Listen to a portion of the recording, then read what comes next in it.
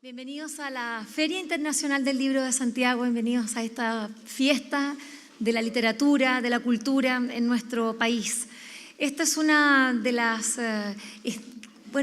actividades que recién se estrenan este año y tiene la particular característica que se llama Jóvenes, en este caso con nuestro escritor y Premio Nacional de Literatura, Antonio Skármeta. Y si bien yo no logro ver hasta el fondo donde están, pero la idea es que esto sea una suerte de conversación. Yo voy a hacer una presentación de nuestro invitado y luego lo importante es que, eso, gracias, para que se vean bien las luces, se vean bien cuántos hay. Tengo entendido que hay alumnos de enseñanza media y también de enseñanza básica, de octavo, ¿no? Acá todas las preguntas están absolutamente autorizadas. No hay preguntas tontas, lo importante es que podamos conversar, que podamos escucharnos.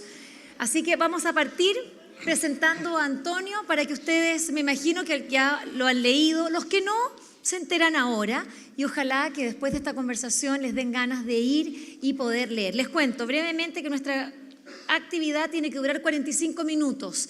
Así que para que le saquemos el jugo a nuestro invitado.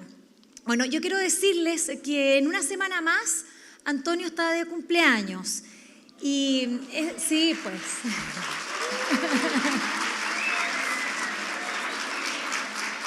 Y a juzgar por la cara, ustedes se van a dar cuenta que es de aquellos que les gusta celebrar. Así que después vamos a ir a esa parte. Fíjense que lo que sí tiene Antonio Skármeta en su carrera, que comenzó escribiendo cuentos, un formato que él, se nutrió básicamente de los escritores estadounidenses y no solo eso, no solamente leyéndolos, sino que además traduciéndolos, viajando. Por lo tanto, ahí tenemos una suerte de temas bien interesantes para poder preguntarle. Premios ha recibido bastantes. Si quieren que los abrume un poco, orden al mérito en el grado de comendador de Italia, el gobierno italiano, el gobierno francés se le dio el Caballero de la Orden de las Artes y las Letras. También tiene un premio de la República de Croacia. ¿Por qué? Porque sus padres justamente vienen de allá. Y a pesar de que él nació en Antofagasta, es la sangre croata la que lleva en sus venas. También tiene el premio Casa de las Américas al libro de cuentos Desnudo en el Tejado. Este fue su primer premio y el que le permitió ahí que toda la luz del foco de la literatura internacional empezara a fijarse en este escritor. A ver, más premios en el Festival Iberoamericano del Cine de Huelva. ¿Por qué? Porque su obra también ha tenido traducción, digamos, a lo que es otros géneros, no solamente la literatura, sino que también al cine, del cual Antonio, estudió y también ha sido profesor de guión cinematográfico, también de guión radial. Es uno de los escritores de nuestra escena literaria que yo diría más contacto ha tenido con las comunicaciones. Para quienes vivieron en los 80, en realidad los 80 no, más bien dicho los 90, en los 80 no se podía ver televisión cultural en nuestro país, no había. Estábamos en una dictadura y en esa época era muy difícil, lo que se llamaba la franja cultural era en realidad una broma. A partir de los 90, con la transición democrática, se inicia también un periodo en el que Antonio Skármeta tiene un rol importantísimo en un programa que se llama el Show de los Libros. Y con desenfado, con humor, él lograba en ese entonces entusiasmar verdaderamente a una teleaudiencia. Sin embargo, la televisión chilena fue bastante mezquina en ese entonces y lo puso a un horario casi imposible, como a las 11 de la noche, de modo que... Pero a pesar de eso, obtuvo importantes premios. Este fue un programa que también después tuvo una traducción al resto de Latinoamérica, por lo tanto también ha logrado entusiasmar a otros públicos. ¿Qué más les puedo decir? ¿Estudió? Sí, estudió filosofía, fíjense ustedes, pero esto de la Universidad de Chile, pero además estudiaba en la noche en la Escuela Nocturna de Teatro de la misma Universidad de Chile. Ahí se van a dar cuenta ustedes toda la cosa histriónica que tienen porque lleva también un actor. El teatro también le permitió recorrer con un grupo de titiriteros. Y bueno, ahí viaja. Se ganó una beca impresionante, una de las becas más importantes. Ojalá que algunas personas de esta sala alguna vez se la ganen, la beca Fulbright. Y es una de las más importantes y con la que obtuvo, bueno, un grado académico que es Master of Arts en Estados Unidos y que, bueno, le permitió poder enseñar y poder seguir especializándose. Empieza a publicar en el 67, ya les dije, a propósito de eso, gana premios y tiene en realidad, bueno, muchas novelas. Después él ya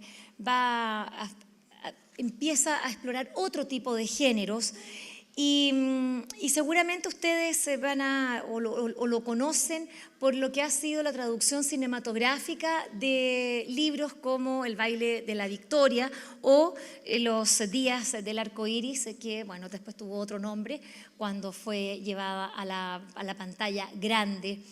Aquí en Chile, que retrata justamente a propósito de la época de los 80 y lo que fueron esos años cuando se estaba gestando lo que iba a ser el derrocamiento de alguna manera o el término de la dictadura militar. Lo que yo quiero también decir es que después de todos esos premios, Antonio Skármeta obtuvo el premio más importante que entrega el Estado chileno a no solamente un escritor, porque hay en las letras, también está en las ciencias, en las humanidades, en la ciencia, también en la matemática. Es el Premio Nacional de Literatura y ese es el que acaba recién de obtener cuando Antonio Skármeta ya va a cumplir próximamente sus 74 años y nosotros lo vamos a saludar y darle una cordial bienvenida aplaudiéndolo. ¿Qué les parece?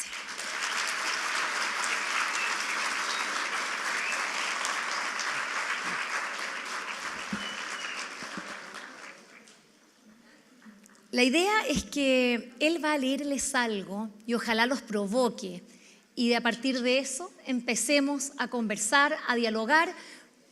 Vamos a tener la mano en alto si alguien quiere preguntar y respetándonos siempre de poder hacer preguntas más o menos cortas para que el diálogo sea fluido. Antonio. Ya que estamos ante un público joven, quiero contarles que mi vocación de escritor es suscitada no al comienzo por lecturas de libros o de poetas, sino que la culpable de que se haya iniciado esta vocación fue mi abuela, que era una inmigrante de Croacia a Europa y que hablaba bastante mal el español. Y esta señora vivía en Antofagasta. Yo en ese tiempo tenía unos 9 años y estudiaba en el Colegio San Luis de Antofagasta, y cuando volvía del colegio, mi abuela, como no leía español, pero sí entendía, oía radioteatros que se transmitían después de la hora de almuerzo. Estos radioteatros eran radioteatros tremendamente patéticos, llenos de cosas horrorosas, de violines, de puertas que chirriaban, de crímenes espantosos. Y mi abuela era adicta y escuchaba todo esto con sus ojos azules muy abiertos. Y mientras escuchaba, tejía. Y yo no sé por qué, a mí me tenía agarrado con el ovillo de lana, así. Entonces iba tejiendo y yo tenía el ovillo de lana que ella iba usando. Y vivíamos en Antofagasta y doña Elena, mi abuela, tejía y tejía chalecos de lana en Antofagasta, no sé para qué, pero decía que era para mandarle a los parientes que vivían en el sur. Como sea, ella era gran auditora de estas cuestiones que son más o menos equivalentes a las telenovelas estas que se ven hoy día, pero no había televisión, que si no había ni nada, no había ni computadores, imagínense, todo lo que para nosotros diarios, nada. Entonces, esa es la única entretención que tenía mi abuela. Y me obligaba a estar con ella oyendo esa cuestión por el temita de la lana. Entonces, lo que pasaba es que el sistema eléctrico de Antofagasta era muy vulnerable, muy débil, y de repente se cortaba la luz. Lo mejor de la acción. Y mi abuela se volvía loca. Decía, ¿pero qué estará pasando ahora justo cuando él le iba a dar un beso? Justo en ese momento. Dime tú, Antonio, ¿qué crees tú que pasa? Yo dije, nona, sí, a mí se me ocurre que podía ser esto. A lo mejor salieron al jardín, pero acuérdese que en el jardín está el esposo de ella. Decía, cuenta más. Y después volvía la electricidad y se tranquilizaba. Y así, a cada rato, día por medio, yo tenía que reemplazar las partes que le fallaban a la nona por los cortes de luz con cosas que yo inventaba. Entonces tenía que someter mi relato a la credibilidad que le podía dar o no la nona. Y la nona le gustaba que hubiera violencia, que hubiera... Por ejemplo, había una historia que se transmitía todos los días, que no terminaba nunca, de dos bandidos que eran patos muy, muy re malos. Y estos patos malos habían descubierto que había una princesa cuyo novio le había regalado un anillo de diamantes que valía $1.000.000. Esas eran las cifras que se usaban en aquel tiempo. $1.000.000 valían las joyas. Y esta princesa tenía en su hermoso dedito este anillo, y los bandidos todos los días hacían alguna trampa para agarrarla. Se metían en el bosque y ella lograba escapar. O justo cuando la iban a pillar aparecía el rey con soldados y se arrancaban. Hasta que una noche la princesa está plácidamente durmiendo en sus sábanas de seda cuando los bandidos logran entrar por la ventana y ve que ella está soñando con su manito colgando, y dice, esta es la nuestra. Entran y le tratan de sacar el anillo del $1.000.000. Y tiran, y no pueden, no se lo pueden sacar. Y de pronto se prenden las luces del palacio y huyen, sin el anillo. Comentario de mi abuela con acento croata. Pero, ¿qué bandidos más bubones? Lo que tendrían que hacer bandidos era agarrar hacha, llevar hacha y cortar dedo princesa y llevarse dedo y anillo. Claro. Pero esa era la dramaturgia de mi abuela. Es decir, le gustaban...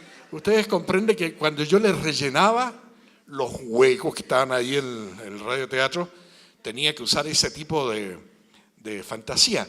Y fíjate que lo que son las cosas, tanto me adiestré en el arte de llenar los espacios vacíos, que un día sábado, en que estábamos oyendo juntitos el radioteatro, de pronto ella llegó, apagó la radio y me dijo, mejor cuéntame tú. Bueno, ese momento para mí es mi debut como escritor profesional. Que la abuela me prefiriera la radio, era para mí un sueño. Entonces, ese es técnicamente, lo que detona mi práctica de escritura o de invención. Y el segundo momento, perdóname, me estoy dando un poquitito en esto, no, está bien, es cuando me voy a Buenos Aires, porque mi familia migra, y llego a un barrio, Belgrano, en Buenos Aires, donde todos los niños, yo tenía entonces 10 años, todos los chicos eran estupendos para el fútbol. Y yo era extremadamente malo, no tenía ningún talento. Y me llevaban a jugar fútbol a las barrancas de Belgrano o en sitios baldíos. Y me acuerdo incluso una vez que dio origen a esta situación, que la primera vez que jugamos fútbol me dijeron chileno, porque me llamaban chileno, por supuesto. Che, chileno, ¿de qué posición te gusta jugar a vos? Yo digo, bueno, yo los miré a todos y no se me ocurrió nada. Yo era re malo, dije centro delantero. Me meten de centro delantero y llega, a los 3 minutos se produce un córner a nuestro favor. Llega, yo estoy en el centro del área, viene el córner y veo venir la pelota. Oye, era una pelota de esas de cuero, gruesa y todo, no las cuestiones de plástico o de trapo con que jugábamos en Chile. Y veo venir la pelota y mata rep. Y la agarré con las manos en vez de cabecearla. Pero ¿qué hace, boludo? Por favor. Bueno, entonces ahí se dieron cuenta que era re malo. Entonces me dijeron, ya que te gusta agarrar las pelotas con las manos, te vamos a poner al arco. Esa fue el desenlace. Pero la verdad es que esta cuestión de que yo era malo, contribuyó mucho a que yo fuera leyendo, porque como no tenía calidad deportiva, ese tiempo lo dedicaba a leer libros, historietas, en fin. Y con esa especie de talento llegué a la escuela, y la escuela, que era la escuela que había en el barrio, que era una escuela pública del barrio, educación gratuita y de calidad. En Argentina, me dice el profesor, veo que te gustan los poemas. Sí, le dije, me gusta mucho aprenderlos de memoria. Como me gusta mucho aprenderlos de memoria, entonces me dijo, a ver, ¿qué poemas sabes? Y yo me sabía unos poemas que eran todos re cursis, románticos. Había uno de un poeta que estaba de moda, que se llamaba Rubén Darío. Apuesto que saben algún poema de él. Por ejemplo, este que dice, Margarita. Está linda la mar. Está linda la mar y el viento trae esencia sutil de azar. Yo siento en el alma una alondra cantar tu aliento. Margarita, te voy a contar un cuento. Eso, Margarita, está linda la mar y el viento. Margarita, está linda la mar. Eso fue una fatalidad. Todas las cabras que se llamaban Margarita, y si los cabros conocían a una Margarita, como era un poema tan popular, inmediatamente decía, ¿cómo te llamas tú? Le preguntaba ella, él, Carlos. ¿Y yo? ¿Y tú? Margarita, decía ella. Y el gallo inmediatamente les petaba. Margarita, está linda la mar y el viento. Las cabras estaban reventadas. Las pobres Margaritas, cada vez que le preguntaban el nombre, huía.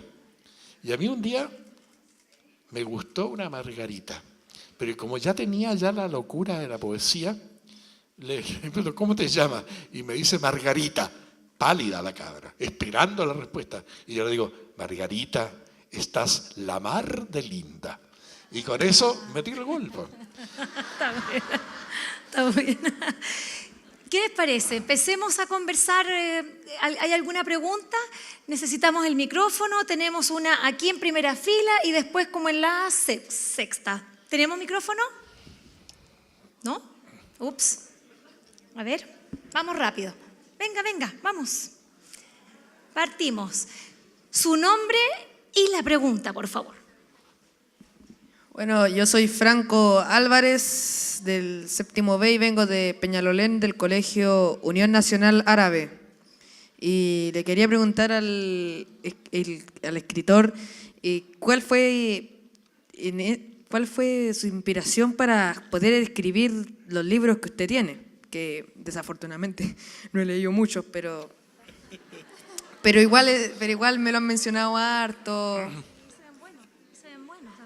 Se ven buenos también, ¿sí? Son hartos. Bueno, la idea es esta, la idea es que ustedes se entusiasmen y les den ganas de leer a Antonio. A ver, Antonio.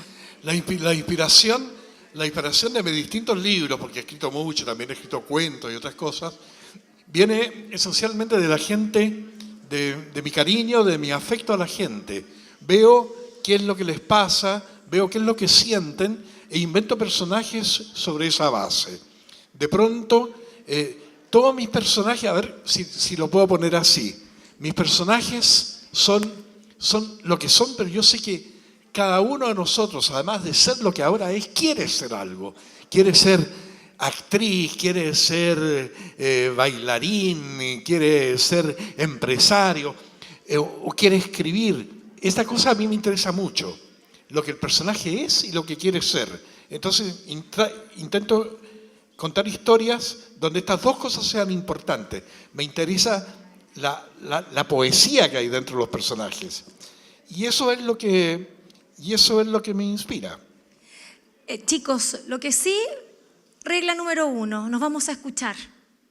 Les voy a pedir, esa es la única clave para poder hacer una conversación interesante. Saliendo de acá, todos vamos a conversar a lo que quieran, pero en este minuto les voy a pedir que tengamos un poco de respeto para poder escuchar a quienes están haciendo preguntas y sobre todo tener un premio nacional que está respondiendo sus preguntas.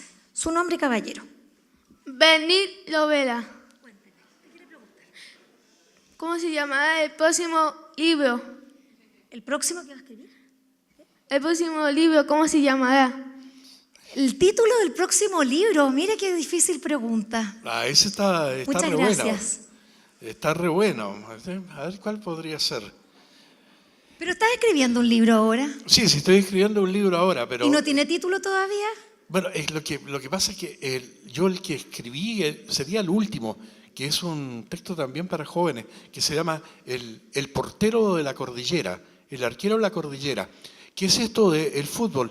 Como ustedes vieron que me pusieron a jugar de arquero, de pronto vino a ver nuestros partidos del barrio en Buenos Aires una persona que dijo que era un veedor. O sea, era un hombre que veía jugar los partidos del barrio y se encontraba que alguien tenía talento, lo llevaba a un club de fútbol profesional para que los probara. Y a mí, como me pusieron en el arco y era malo para las otras posiciones, empecé a jugar bien como arquero, tirándome suicida cada vez que venía una pelota tratando de agarrarla. Entonces se programó un partido que el veedor dijo que sería el partido de mi vida, en que yo jugué al arco. Y ese partido se jugó un día domingo en la mañana y al primer minuto me habían metido un gol. A los 3 minutos el segundo, a los 10 el tercero, a los cuartos el quinto.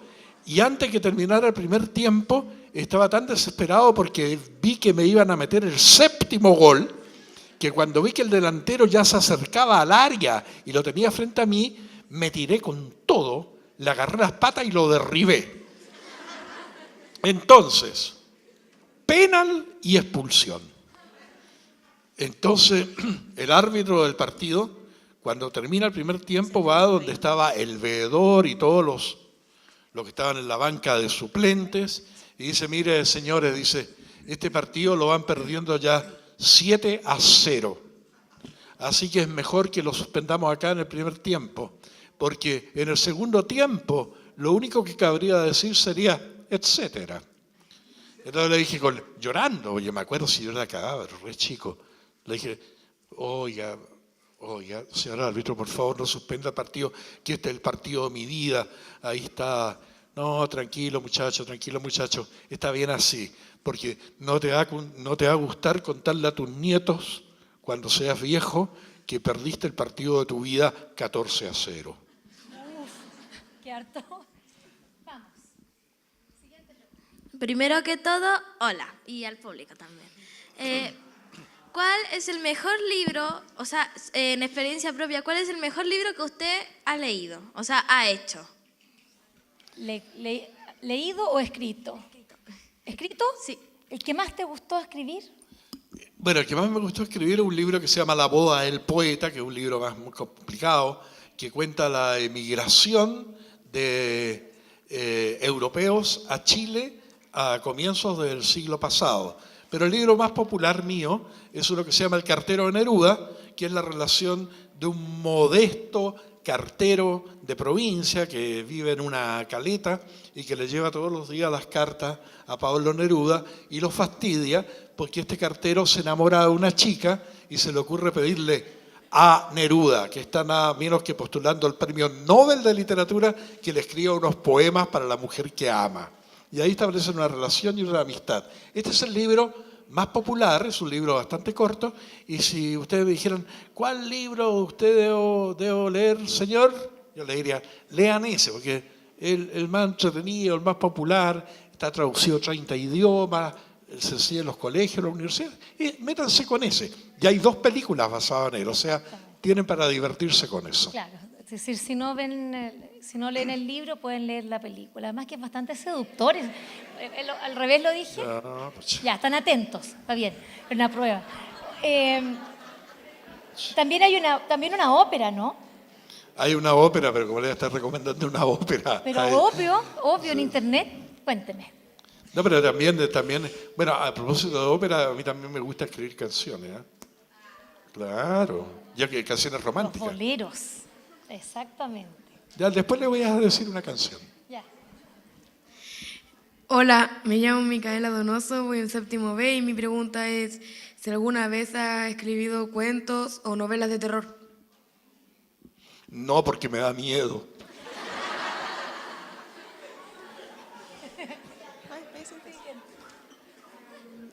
Hola, Hola, ¿a usted le costó mucho emprender su carrera como escritor? ¿me gusta mucho qué? ¿Emprender su carrera como escritor? Emprender, si me costó mucho. Mira, sé que a mucha gente le cuesta. Ahora, yo cuando emprendí mi tarea, mi carrera de escritor, yo quería ser escritor desde que tenía 9 años, o sea, lo tenía bien claro. Y cuando terminé la escuela secundaria, mi papá me dijo, hijo, ¿qué es lo que quieres hacer con tu vida? Y yo le dije, papi, yo quiero ser escritor. Y en ese tiempo, cuando uno le decía al papá que quería ser escritor o artista, lo mandaban inmediatamente al psiquiatra para que lo arreglaran. Le dijeran, pero estudia de alguna cosa que tenga sentido. Estudia para abogado, para ingeniero, cualquier cosa, pero escritor. Pero mi papá era un tipo muy especial. Llegó cuando dije quiero ser escritor, me abrazó y me dijo, está muy bien, hijo, te felicito. Lo único que si vas a ser escritor, escribe un cuento todas las semanas. Entonces, ¿qué pasó? Yo comencé a escribir cuentos. Si no había computador, nada, había la máquina de escribir, no había máquina de escribir en la casa. Yo lo escribía en un cuaderno.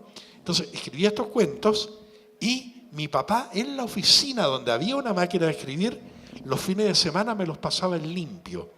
Y así completé como 10 cuentos. Y ahí entré a la universidad a estudiar filosofía y un día viene un compañero corriendo y me dice, ¿leíste el diario? ¿Leíste el diario? No, ¿qué? Te ganaste un concurso, me dijo. Un concurso con cuentos. ¿Qué cuentos? ¿Qué concurso? Mi papá había agarrado las cuestiones y lo había mandado a un concurso sin decirme nada. Y de ahí en adelante fue bastante fácil, porque una editorial vino a buscarme y me dijo, oye, usted ganó este concurso, le queremos publicar los cuentos. Y de ahí nunca tuve problemas de buscar editorial. Vaya, eso sí que es tener buena estrella. Yo le quiero hacer 2 preguntas, en verdad. Yo soy Rosario y a mí me gusta escribir, no escribo de forma muy seria, pero hay días en los que escribo algo súper inspirada. Las veo al día siguiente y encuentro que son un asco. ¿A usted alguna vez le ha pasado eso y qué hace frente a eso?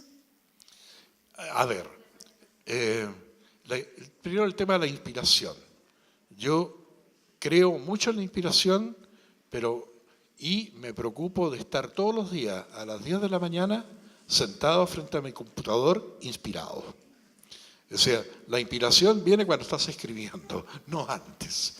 Yo cuando escribo verdaderamente no sé bien a dónde voy.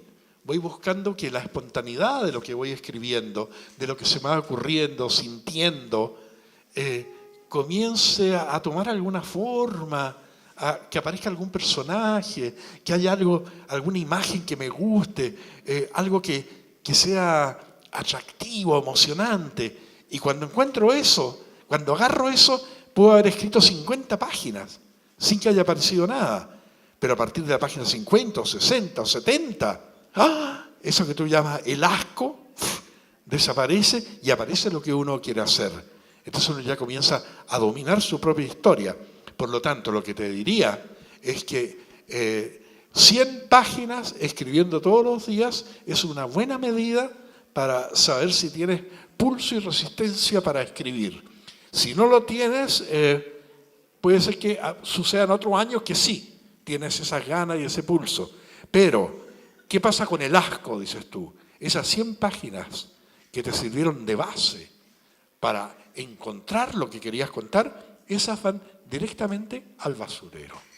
Delete. ¡Paf! Se acabó. Y a partir del momento que tienes la historia, ya te vas quedando con eso.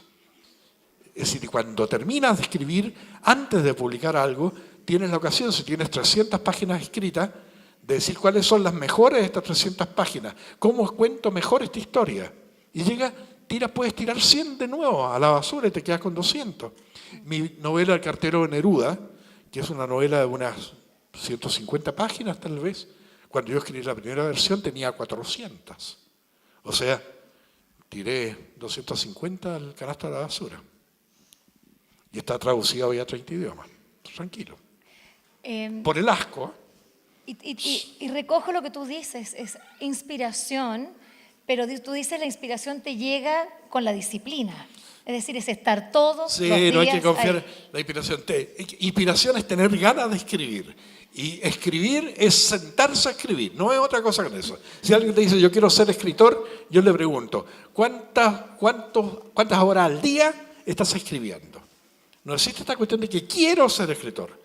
Si quieres ser escritor, estás escribiendo por lo menos 1 horita al día. Bueno, malo, regular, pésimo, lateado, excitado, lo que sea. Pero en la práctica de la escritura aparece la vocación y la inspiración. Hay que colocar al pajarito la inspiración, hay que colocarle primero la ramita donde el pajarito se pare. Mi segunda pregunta es que usted dijo que sus personajes eran basados en otras personas. ¿Alguna vez esas personas le han alegado porque se basaron en ellos para hacer un personaje? No, porque yo le pongo otro nombre. Sí, no, muchas Pero se veces. notará, ¿no? No, Sí. no, yo las camuflo. No. Una vez pasó que yo había escrito una historia de amor, era re joven, que se llamaba La Cenicienta de San Francisco, que yo andaba vagabundeando por Estados Unidos. Tenía 20 años. Y una noche, la pasé re mal porque recorría Estados Unidos a dedo, vivía a veces en la calle, a veces no tenía ni qué comer. Bueno, era mala la cosa y a veces me invitaban jóvenes a alguna fiesta. Y en una de esas fiestas conocí a una chiquilla que se llamaba Abby, norteamericana. Y una cosa va llevando a la otra, que mucho baile, que aquí, que allá, que cervecita, y de repente nos perdemos en un altillo. Y vemos la noche de San Francisco, preciosa, el mar, las estrellas, los barcos, el puente, todo maravilloso. Y yo comienzo a conversar con ella, ella conmigo, y ahí yo cuento lo que pasó. Que yo no voy a entrar en detalle porque este es un público muy respetable. Sí. Entonces, no. Pero a propósito de 18 la años. pregunta, lo que me pasó muchos años después que estoy en Washington y me encuentro con una mujer que viene y que me dice, tú no te vas a acordar de mí, pero yo soy Abby. Había pasado más o menos 40 años. Entonces, le digo así. Pero qué felicidad encontrarte. Claro que sí, me dice todo lo demás. ¿Y qué? Que las cosas no fueron como tú lo contaste. Así, ¿por qué no? Porque yo no podría haber hecho lo que hice. Eso fue lo único que me dijo. Wow. Pero me refutó, pero eso fue lo único. El único personaje que me increpó no haber sido auténtico. Pero ¿cómo le vas a pedir verosimilitud a un tipo fantasioso? Si la literatura es fantasía, es inventar. Y inventar una realidad que sea tan seductora como la realidad, claro. Caballero. Buenas tardes, don Antonio. ¿Usted se siente apoyado por el país en su carrera como escritora? Muy bien. Fíjese, querido amigo, que es el momento más oportuno para hacerme esa pregunta. Y estoy tan feliz de contestarla porque acabo de ganar el Premio Nacional de Literatura. Entonces me siento re apoyado, re contento y re feliz. Claro.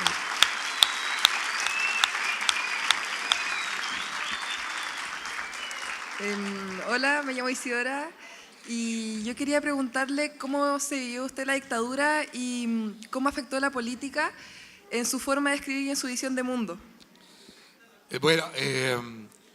Cuando vino la dictadura, vino una represión muy fuerte. Yo era un profesor joven en la universidad, era profesor ayudante y decidí irme del país porque sin libertad de expresión y habiendo perdido el trabajo, y era muy riesgoso todo lo que pasaba en ese momento. Era muy arbitrario, se tomaba a la gente presa, la torturaban. Bueno, ustedes han visto todos estos documentales, películas, no hay para qué contar todo eso.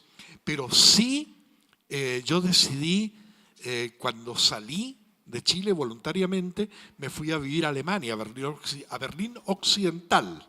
No a la Alemania comunista, sino la otra Alemania. Y allí traté de escribir, tratando de recuperar el ánimo que había perdido después de haber vivido toda esa violencia, esa angustia, esa desesperación en Chile, y sobre todo haber visto un proyecto democrático interesante hundirse de tal manera, con tanta violencia. Y traté de escribir, pero escribir mirando a los exiliados y conviviendo con ellos, a ver cómo sentían, cómo veían. Y yo los veía muy desanimados, igual que yo, muy derrotados. Y estaban con sus hijos. Y los hijos no tenían ese apego tan grande al país, porque eran chicos, ¿no? Y como chicos escuchaban música rock, tenían amigos, jugaban fútbol con ellos, iban a fiestas. Aparte de padecer, recorrer Chile, tenían una vida propia. Entonces dije, voy a contar la historia del exilio chileno desde el punto de vista de los jóvenes que viven en la casa con los padres, en el recuerdo de Chile, pero al mismo tiempo están en la calle, están en otro idioma, están en la sociedad. Entonces esa fue la fórmula que me llevó a escribir un libro que se llama No pasó nada. Y el relato, la inspiración, la voz que me inspiró, ese No pasó nada, fue la visita que hizo a mi casa un chico chileno que escribía poesía. Y dice, ¿cómo meto un narrador? ¿Cómo yo, un gallo grande, cómo puedo encontrar la voz del lenguaje de un joven que le gusta a Jim Morrison? En aquellos tiempos las orquestas populares ahora ya no suenan más, porque eran él o Electric Light Orchestra, Pink Floyd, eso era lo que se oía en ese tiempo. Y mi hijo tenía una banda. Entonces este chico llegó a la casa con un texto que quería que mi hijo cantara, que era una especie como de poema. Entonces quería que el hijo le pusiera música y que las tocaran en la fiesta y qué sé yo. Y mi hijo, que le gustaba Jim Morrison y la poesía dura, le había rechazado el texto diciendo que era ¿cómo dijo? Esta es una cuestión cursi, dijo. Cursi, una cuestión dulzona, sin ninguna gracia. Y entonces dijo, mejor habla tú con él, como tú eres escritor, a lo mejor tú lo consuelas. Y realmente vino y le dije, ¿cuál es el poema? ¿Por qué está tan enojado mi hijo? Bueno, le leo el poema tío. Yo odiaba la palabra tío, ya la agarré antipatía. Claro, porque muchas veces esa cuestión de que al amigo del papá le dicen tío, pucha, yo a veces me acercaba con intenciones no tan santas a las hijas de mi amigo. Y entonces cuando me decían tío, pucha, me inhibían completamente. Atrás, retro. Bueno, entonces me acuerdo que el chico dijo, mire, la canción que yo tengo, que su hijo dice que es una cursilería ciútica, era una cuestión que decía así, échate el pelo con la mano atrás, échate una vez más el pelo con la mano atrás, échate una vez más lentamente el pelo con la mano atrás, échate una vez más lentamente, infinitamente el pelo con la mano atrás, échate una vez más, infinitamente, una vez más, eternamente el pelo con la mano atrás. Me preguntó, ¿qué le parece? ¿Le parece muy repetitivo, tío? No le dije más que repetitivo, obsesivo. Ah, me dijo obsesivo, ¿eso es bueno o malo? Bueno, le dije. Ya, entonces, ese chico que tenía humor, que tenía gracia, ese gallo a mí me sirvió para construir el personaje de No pasó nada, que cuenta la historia del exilio de su familia en Alemania con la voz de este muchacho. Ese muchacho me sacó, por así decirlo, del desánimo, de la depresión en que yo andaba tras la derrota en Chile. Pero gracias por la pregunta y perdona que haya tenido parada media hora. Ahora contesto sí o no a las preguntas, para que vayamos más rápido. Sí, además que nos quedan también más, pero esto es muy interesante. Cuando nosotros los periodistas le preguntamos a los escritores esta parte, estos aspectos de su obra, se llama la cocina del escritor. Y en realidad a veces la van arreglando con el tiempo, cuentan una historia, después le cuentan otra parte otra, así que tienen que estar bien atentos y ojalá después meterse a internet, escuchar, a ver qué ha dicho en otras oportunidades frente a estas mismas preguntas Antonio Escármeta. Sigamos. Hola, buenas tardes. Tenía una pregunta respecto a sus escritos. ¿Considera que la escritura es más un arte o un medio, y en especial sus escritos, lo considera un arte o un medio para expresar algo?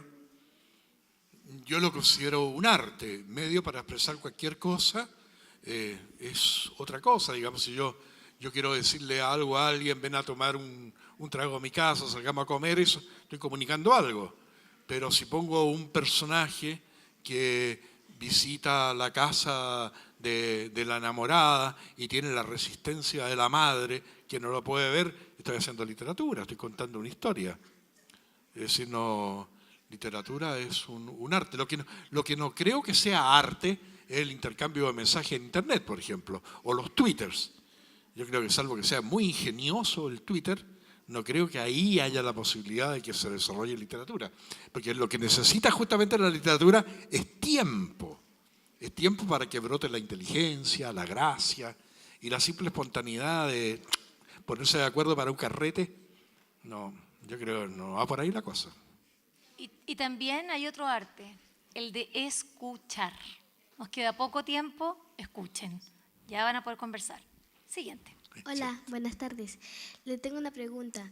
¿Quién fue la persona que le apoyó para ser escritor? Bueno, en primer lugar, como ya oíste, mi papá. Mi papá me apoyó muchísimo.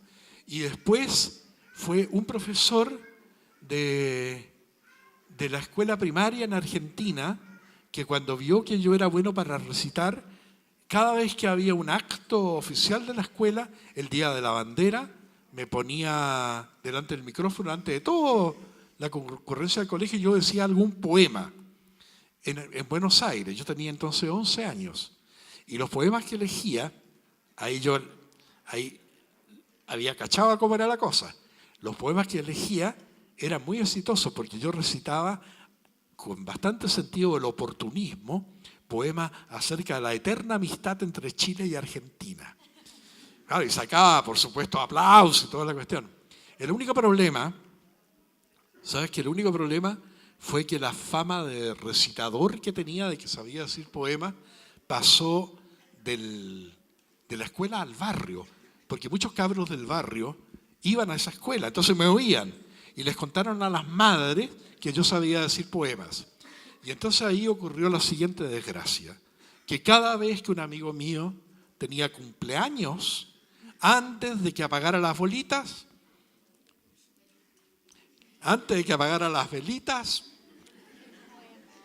la mamá decía, y ahora el chileno nos va a deleitar con un poema. Y yo peinado con gomina, totalmente rojo de vergüenza, tenía que decir un poema. Y yo elegía poemas románticos, como los poemas así como de Gustavo Adolfo Bécquer. Esas cuestiones como, preguntas qué es poesía, clavando en mi pupila tu pupila azul. Mujer, y tú lo preguntas, poesía eres tú. Bien cursi, bien, bueno, en fin. Entonces yo estaba en la fiesta de cumpleaños y decía mis poesías románticas mirando a los ojos a las hermanas de mis amigos que me gustaban. Pero nunca me fue bien con las cabras, pero sí con las madres. Las madres felices, que decían, ¡ay, qué mono, este chiquitito que sabe decir poemas, qué lindo! Y, ojo que era re importante porque me daban propina. Si sobraba torta, me la ponían en una caja y yo se la llevaba a mi papá, que le gustaba mucho la torta, y me regalaban discos, entradas para el cine y libros. Y esos libros yo los leía y de eso se iba nutriendo mi formación. Y ya comencé a escribir mis propias cosas alentados por estos profesores que detectaron mi talento y me lo estimularon. Y un día me regalaron el libro que fue fundamental para mí, que se llamaba Martín Fierro, que es prácticamente el libro más, uno de los libros grandes de la literatura argentina, escrito por José Hernández, que es la historia de un gaucho que lo agarra el ejército y lo manda a civilizar, es decir, a combatir con indios, que deserta porque no le gusta lo que está haciendo y que cuando vuelve al rancho encuentra que su familia ha estado destruida. Una historia muy dramática y muy hermosamente contada en versos. Yo creo que hasta acá estamos con las preguntas. Vamos a dejar que todos ustedes pregunten, pero para poder terminar más o menos a tiempo, vamos a quedar hasta esta fila, ¿ya? Hola, me llamo Catalina y yo quería preguntarle en qué se inspiró para escribir El cartero de Neruda. El cartero de Neruda me inspiré en el tremendo amor que siento por la gente más vulnerable, sencilla, simple, graciosa de Chile. Me parece que los muchachos y las chicas de Chile, llenas de entusiasmo, de ternura, de ganas de expresarse, de crecer, de ser algo, con esos sentimientos tan democráticos que tienen de la vida. Siempre me entusiasmó y dije, un personaje como este, que sea sencillo, poner a un chico que es como todos nosotros, que no tiene gran cultura, nada, y meterlo en fusión, combinación, oposición a una figura cultural gigantesca como Pablo Neruda, un gran poeta mundial. ¿Qué pasa si invento una amistad entre un hombre así de sencillo y un hombre así de sabio? ¿Qué pasa? ¿Saltarán chispas? Y saltaron chispas. Es decir, el libro resultó y es uno de los libros más populares de mi vida. Pero eso es el pueblo que amo, digamos, es Chile. Hola, me llamo Nicolás. Le quería hacer una pregunta. ¿Cómo cree usted que habría sido su vida si no habría sido escritor? Si no hubiera sido escritor, oye, una vez me hicieron esa pregunta, la pasé re mal. Porque yo era escritor y justamente había comenzado bien en literatura. Había escrito un libro que se llamaba El entusiasmo. Claro, un título bien optimista, pero claro, en ese tiempo yo era flaco, tenía pelo, entonces me podía permitir una cosa así. Y era profesor de filosofía, ayudante, y era un ambiente muy político el que había en la universidad. Y esas cuestiones que los periodistas te preguntan de repente, y uno contesta una cuestión para bromear un poco. Entonces todos estaban celebrando al gran escritor joven que había debutado, tenía buena crítica y toda la cosa y todo. Y me pregunta un diario conocido, me dice, ¿usted si no fuera escritor qué le gustaría hacer? Y yo contesto, disc jockey. ¿Y por qué, hijo? Porque me gusta el rock and roll, porque me gustan las películas de Hollywood, porque me gusta Marlon Brando, porque me gustan las chicas con... Y se indignaron en la universidad, los profesores ultrapolíticos, dijeron, no es serio que usted ande contestando esta cuestión. Así que ahora mejor no contesto nada. No, pero digamos, me gusta, ¿sabes qué? Me gusta, pero como hobby de fin de semana, me gusta escribir canciones. Tengo algunas canciones que han grabado músicos e intérpretes brasileños. Justamente el 1 de noviembre se lanza un álbum con todos textos míos y composiciones de cantantes brasileños y compositores el 1 de noviembre. O sea, ya deben estar por llegar esos discos. Y también de vez en cuando, si me pongo muy romántico y alguien me llama la atención, le hago una canción. Tengo una canción re romántica. Pero tengo otro, puedo contarle una canción que hizo un rock, pero no lo voy a cantar, se los leo nomás porque no canto nada. Pero dura medio minuto, un poco de paciencia. A ver si le suena esto. Eso también está bueno, escribir letras de canciones. Esta es una canción para que le ponga a alguien música rock. Así, yo te juro, baby, que mi amor por ti es puro y desinteresado. No me importa tu hacienda, tus tiendas de moda y departamentos. Me gusta cómo bailas, baby. La verdad de tu sonrisa me maravilla. Y aunque fueras pobre y vistieras sencillo, yo te querría. Tantos hombres hay hoy que se relacionan en forma interesada. Dicen cosas de amor, pero en el corazón no sienten nada, baby. Pues yo no soy así, te lo digo aquí con todas sus letras. Yo no preciso lujos, te quiero por amor, sin fines de lucro.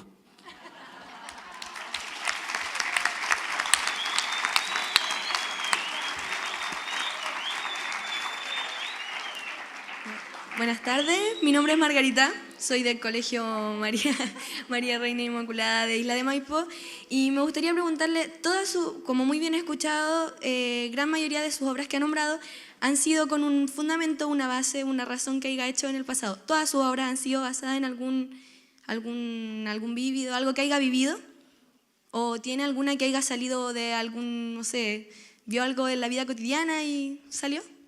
¿Algo espontáneo? A mí me gusta mucho la realidad. Y como te dije, parte de la realidad es lo que nosotros queremos hacer con la realidad que tenemos. A eso yo a mi estilo le llamo por eso realismo poético. Porque importa tanto lo que somos como lo que queremos ser.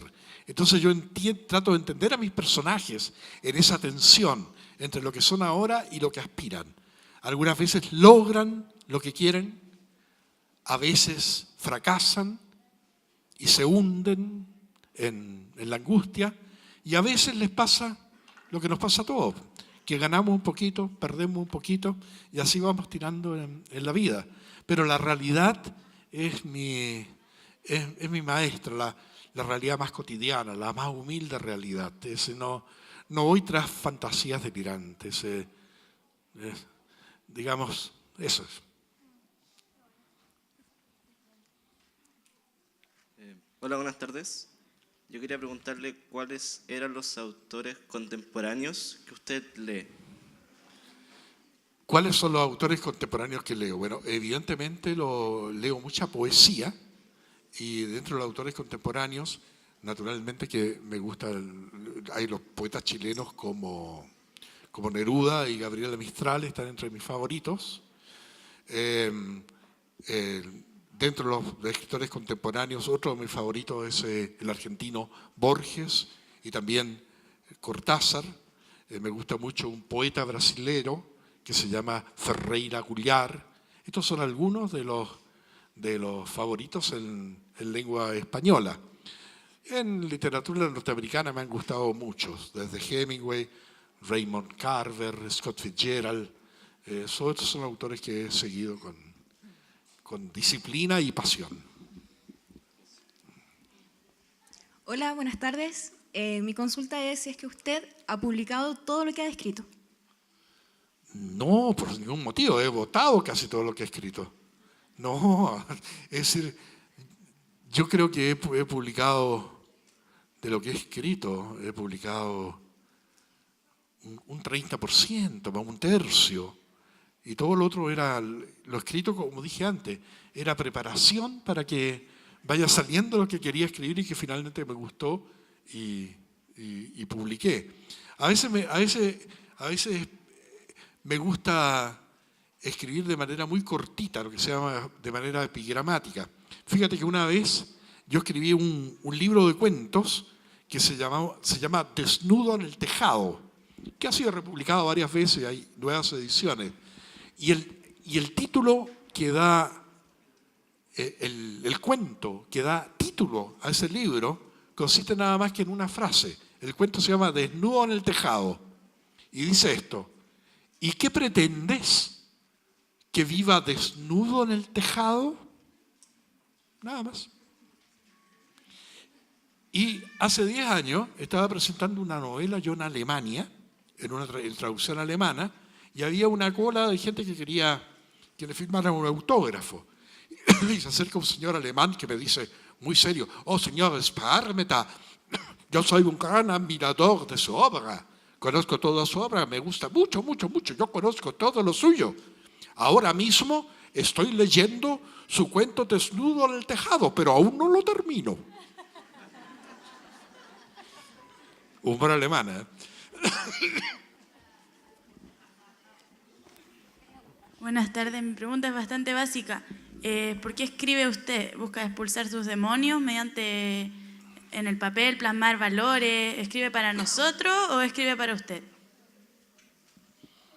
Yo escribo para establecer un pacto de amistad, cariño y afecto entre mi intimidad, que está lleno de deseos de expresarse, y un lector al cual quiero llegar. Yo creo que el milagro de la literatura es ese, el encuentro de un lector que le presta atención y afecto a un escritor y un escritor que quiere llegar a ese lector. Esa es mi respuesta. Los quiero felicitar. ¿Quieres decir algo, cierre? Yo los quiero felicitar, de verdad. Creo que hicieron un esfuerzo por mantenerse relativamente en silencio, lo que es bastante. Y los quiero felicitar porque verdaderamente las preguntas que hicieron están buenísimas. Se nota que tienen interés, se nota que estuvieron acá y no se pararon por decir algo. Los felicito. Ojalá que a partir de esta conversación y este recuerdo que les va a quedar a ustedes de la vida, de algo que les sucedió en el marco de esta Feria Internacional del Libro de Santiago, les permita a ustedes quizás escribir y si no, ser buenos lectores para que se cumpla ese milagro maravilloso que quiere Antonio, que es contactarse con sus lectores. Bueno, gracias a todos ustedes, chicas y chicos, y gracias a Vivian por este diálogo. Gracias. Que lo pasen bien.